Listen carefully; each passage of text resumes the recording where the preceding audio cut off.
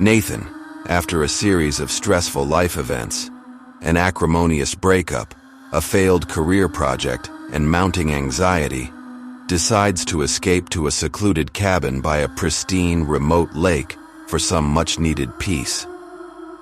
The cabin is small and cozy, surrounded by dense forest with no neighbors for miles. It feels like the perfect place to disconnect and reset. The lake, known to locals as Whispering Waters, has an eerie reputation. Local legends speak of the water being alive, with whispers that can be heard late at night. The townspeople speak of it in hushed tones, always warning travelers to stay away from it after dark. Nathan dismisses these stories as superstition, convinced that he simply needs to get away from it all to get his life back on track. On the first night, while sitting by the lake and enjoying the quiet, Nathan notices something strange in the water. There is a reflection of a woman, beautiful but hauntingly sorrowful, her eyes locked onto his. She beckons him closer, and though there's a sense of danger, he feels an inexplicable pull toward her. He shivers but brushes it off as a trick of the light. The following day he returns to the spot by the lake, hoping to enjoy more quiet time. As he sits by the water, he feels watched. When he glances at the reflection again, he sees the woman there once more, standing a little closer this time, her face now more visible and clearer in the water. She whispers his name, but when he reaches out, the reflection vanishes as if it were never there. That night, as Nathan lies in bed, he hears soft whispers on the wind, faint voices, as if many are speaking all at once. But the whispers aren't words. They are distorted sounds, more like a chorus of mournful cries. He dismisses it as his overactive imagination, but feels a strange unease building inside him. The next few days are filled with dreams about the woman, Ella. In these vivid, dreamlike encounters, she speaks to Nathan, telling him that the lake is cursed, that it holds the souls of those who drowned, their lives torn apart by tragedy. The spirits of the drowned are forever trapped in the water, unable to move on. Ella was one of these souls, a woman who drowned decades ago after a violent storm took the lives of her and her fiancé Henry, who had vowed to never leave her side. Ella's soul was not alone. The souls of the lake are restless, trapped in purgatory, cursed to reflect the pain and suffering of their untimely deaths.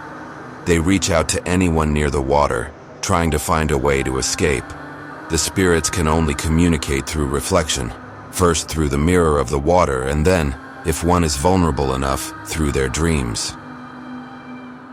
As Nathan learns more about the lake's tragic history, he becomes increasingly obsessed with the spirits, especially Ella.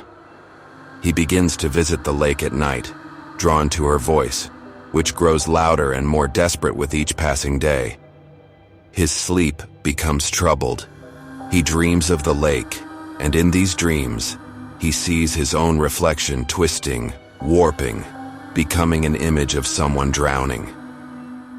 Ella warns him that he must leave. "It will claim you too," she whispers, her voice fading in and out. But Nathan, captivated by the mystery of her tragic story and feeling more alive than he has in years, ignores her pleas. One evening, as Nathan stands at the edge of the lake, he hears something new. A gurgling, deep sound, as though something is moving beneath the surface. He tries to move away, but his body is frozen. The water begins to churn, and as if drawn by an unseen force, he steps into the lake. His feet sink into the muck, and he feels as though the lake is dragging him down. In this moment, he sees it, the vortex. The swirling water pulls him in deeper, and the reflections of the drowned spirits emerge, their faces distorted in agony, calling his name. They are the souls of those lost to the lake, all of them trying to pull him under. They want to drag him into the depths and claim his soul, adding him to their ranks. Ella appears before him, her face twisted in agony. "You have to go. You have to leave before it's too late," she cries, reaching for him. Nathan struggles, but the water is too strong.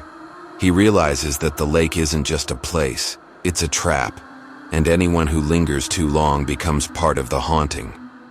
In a moment of clarity, Nathan understands what he must do. The spirits, including Ella, can never truly leave unless the curse of the lake is broken. Ella had died in the storm, but she was not the only one.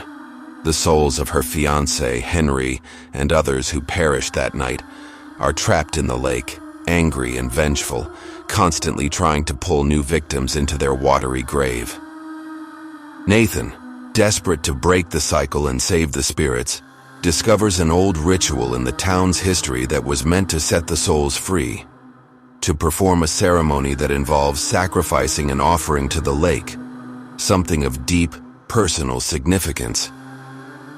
Nathan has to face the lake's dark history head-on, but he's unsure of what the offering should be. He looks at his watch, a memento from his late father, and realizes that letting go of his past, of his grief, his failures, and the burden of his own unresolved issues, may be the key. As the lake churns and the spirits howl around him, Nathan performs the ritual. The spirits rise in a swirl of water and mist, and the tension builds to a fever pitch.